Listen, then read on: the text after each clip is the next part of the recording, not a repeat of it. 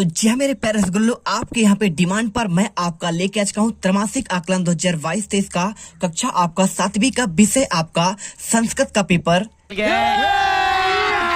अभी मजा आएगा ना भिड़ो। और छात्रों, ये पेपर आपका यहाँ पे 100% आपका रियल है। क्या बात है सर, क्या बात है सर, क्या बात, ये बात है। अरे सर क्या बात। और यदि आपने ये पूरा पेपर कर लिया तो यहाँ के पेपर में आप संस्कृत के पेपर में आप धूम मचा देने वाले हैं। तो चलिए फटाफट यहाँ पे पूरे पेपर का आंसर देते हैं। माध्यम आपका हिंदी है, पूर्णांक 80 है, समय 3 घंटा। और आपका यहाँ पे सबसे पहले आपको आईडी भरना है और यहाँ पे परीक्षार्थी का नाम, यहाँ पे आपको साला का नाम। तो मेरे प्यारे रसगुल्लो, आपको यहाँ पे एक एक क्वेश्चन आपको ऐसा बताऊंगा कि आप यहाँ पे 7 जन्म तक याद रखेंगे। चलिए फटाफट, जो भी छात्र पहली बार विजिट कर रहे हैं वीडियो को दिल से लाइक कर दीजिए, साथ में आपको चैनल को सब्सक्राइब कर लेना है, जिससे आपको आने वाले हर एक वीडियो का आपको नोटिफिकेशन सबसे पहले मिले। देखिए सबसे पहले आपको निर्देश दिया, निर्देश आपने पढ़ा है ऑलरेडी हर पेपर में। और यहाँ पे आपका स्टार्ट होता है आपका वस्तुनिष्ठ क्वेश्चन। देखिए सही विकल्प आपको चुनकर लिखना है आपका मंदिरवत पावनम अस्ति। आपका ये क्वेश्चन 2 नंबर का है। आंसर करना है कि आपका धनम होगा या फिर आपका शरीरम या फिर आपका विज्ञानम या फिर आपका वनम। तो छात्रों, आपको यहाँ पे टेंशन लेने की जरूरत नहीं है, आपका यहाँ पे राइट आंसर हो जाएगा। देखिए मंदिर आपका पावन क्यों होता है, कि देखिए मंदिरवत आपका पावन क्यों होता है, आपका शरीर, शरीर मतलब आप जाएंगे मंदिर में तभी तो आप पावन होंगे, ठीक है, आप यहाँ पे पवित्र होंगे। और क्या आपका वनम में जाएंगे तो होंगे नहीं, और क्या आपका विज्ञानम में, क्या आपका धनम में, ठीक है। तो मंदिर पावन आपके शरीर आपका होगा कहाँ, मंदिर जाने से। और इसके बाद देखिए दूसरा, हरेली संबंधित अस्ति, ठीक है। आपको आंसर राजस्थानता, बिहारता, छत्तीसगढ़ता, असमता, मतलब राजस्थान, बिहार, छत्तीसगढ़ और असमता। या हरेली कहाँ पे मनाया जाता है, तो आप जानते हैं आपके छत्तीसगढ़ पर आपका यहाँ पे हरेली मनाते हैं। इसके बाद क्वेश्चन तीसरा, कृष्णा इति पदस्य, आपको बताना है आपको इसमें आपका कृष्ण का क्या आपको अर्थ होगा। तो देखिए हरित यानी आपका होता है हरियाली होता है, पीता यानी आपका यहाँ पे पीला होता है, रक्ता यानी आपका यहाँ पे लाल होता है, ठीक है। और श्यामा यानी क्या होता है आपका यहाँ पे, आपका यही आपका होता है, क्या होता है, श्यामा मतलब आपका होता है आपका सांवला, मतलब आपका यहाँ पे कृष्ण का आंसर हो जाएगा। इसके बाद क्वेश्चन देखिए आपका यहाँ पे क्वेश्चन नंबर 4 देखिए लिखा है क्वेश्चन में उपसर्ग प्रयुक्तम अस्ति, ठीक है। तो उपसर्ग किसमें प्रयुक्त हुआ है, तो देखिए उपसर्ग क्या होता है आपका, आपको शब्दों के प्रारंभ में लगता है। जैसे देखिए आपका यहाँ पे जाता से लिखा है, यहाँ पे दहती और यहाँ पे पावका और यहाँ पे परित्राणाय, ठीक है। तो परित्राणाय में आपका यहाँ पे परि आपका यहाँ पे उपसर्ग होगा, परिधन आपका त्राणाय।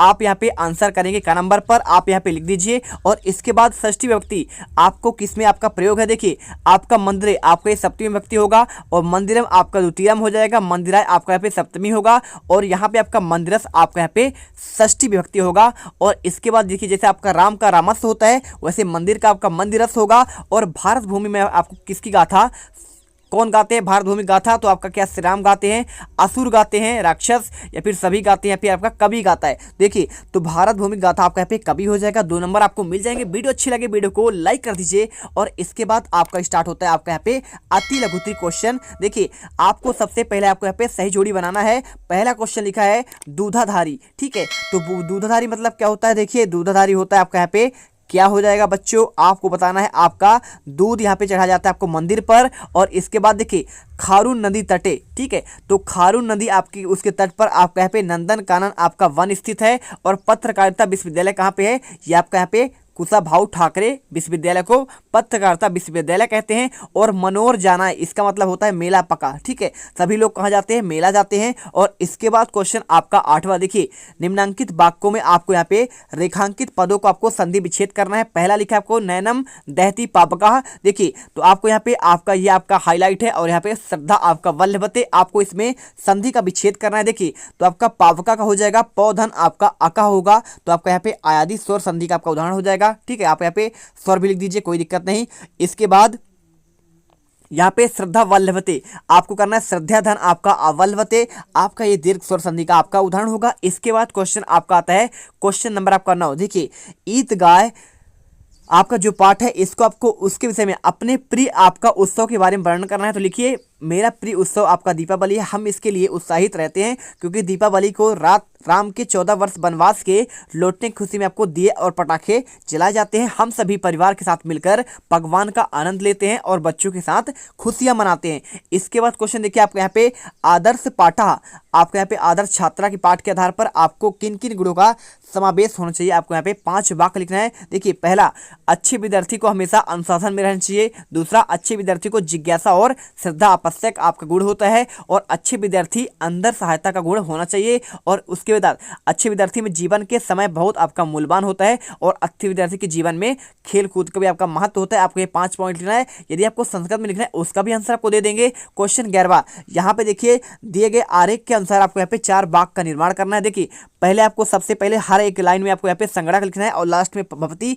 एक बार आपको संगणक माध्यमेन संदेश प्रेषणम भवती करना है, एक बार संगणक माध्यमेन लेखकम भवती और एक बार संगणक माध्यमेन इस रेल यात्रा नाम भवती और एक चौथे में आपको संगणक माध्यमेन शिक्षणम भवती। ठीक है, आपको यहाँ पे आंसर कर देना। देखिए, मैंने पहले का आंसर दे दिया। ठीक है, संगणक माध्यमेन संदेश प्रेषणम भवती दूसरा का आंसर और ये आपका तीसरा का आंसर और आपका यहाँ पे चौथे का आंसर। ठीक है, प्रॉपर आपको यहाँ पे आपको कितने 4 नंबर मिल जाएंगे। इसके बाद क्वेश्चन आपका आता है 12वां। तो 12वां क्वेश्चन आपको यहाँ पे आपको देखिए आपको यहाँ पे अवयव दिए हैं अत्र, सदा और प्रतिमा। इसका आपको वाक्य का निर्माण करना है। यहाँ पे क्वेश्चन में देख लीजिए। ठीक है, वाक्य निर्माण कर दीजिए। पहला देखिए, सह अत्र अगच्छत, मतलब आपका यहाँ पे पहले वाले का आंसर अत्र लगाकर यूज करना है। सह अत्र अगच्छत आप यहाँ कब आओगे। और इसके बाद दूसरा, सदा का आपका हो जाएगा सदा सत्यम वदति, हमेशा सत्य बोलना चाहिए। तीसरा, प्रतिमा, भगवान रामा एकम प्रतिमा आपका विराजते। ठीक है, एक प्रतिमा आपका यहाँ पे विराज है। और क्वेश्चन देखिए अति लघुत्तरी वाले क्वेश्चन आपको यहाँ पे आंसर दे गए। इस श्लोक का आपको भावार्थ लिखना है यानी अर्थ लिखना है।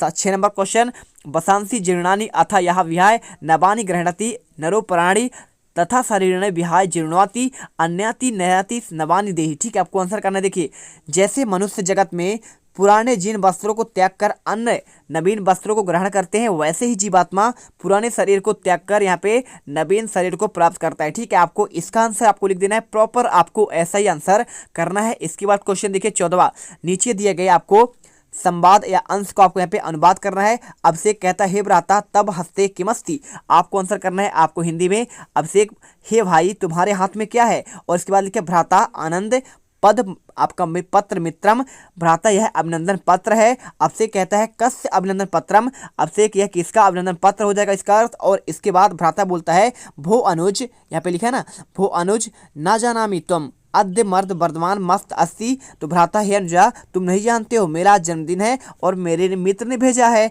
और इसके बाद लास्ट में अभिषेक कहता है अतीव शोभनम चित्रम दृश्य, इसमें बहुत सुंदर चित्र हैं, आपको यहाँ पे लिख देना है। अभिषेक बोलता है बहुत सुंदर चित्र दिख रहा है, शुभ संदेश भी सुंदर है, कोई कैसे यह बनाता है। ठीक है, इसके बाद क्वेश्चन देखिए आपको यहाँ पे दीर्घोत्तरी वाले क्वेश्चन आते हैं। आपका 15वां क्वेश्चन, दिए गए चित्र को देखकर आपको संस्कृत भाषा में 5 वाक्य लिखें। 10 नंबर क्वेश्चन, तो यहाँ पे देखिए आपको यहाँ पे कजलियां के अवसर पर आपको यहाँ पे जेडी आपका चढ़ा जाता है, आपका उसी का चित्र दिखाया गया है, यहाँ पे देख सकते हैं। या फिर अथवा का चित्र को देखकर 5 वाक्य लिखिए। लड़का पढ़ता है ना, आपको इसके बारे में लिखना है। छात्र जीवने मानव शरीरस, देखिए मानव जीवनस प्रभात वेला आधारशिला च वर्तते। दूसरा, समस्त जीवनस्य विकासस्य सस्यः कारणम एतत् जीवनो अस्ति। और वस्तुतः विद्यार्थी जीवनम साधनामयम जीवनम अध्ययनम परणम तापम उच्यते स यत्र आलस्यम त्यक्ता परिश्रमेण सिद्धांत करोमि सफलम बलभते। ठीक है, शरीर छात्र जीवने परिश्रम महती आवश्यकता। ठीक है, आपको यहाँ पे क्वेश्चन का आंसर मिल गया। इसके बाद क्वेश्चन आपका यहाँ पे 16वां आता है। इस गद्यांश को पढ़कर आपको इसका आंसर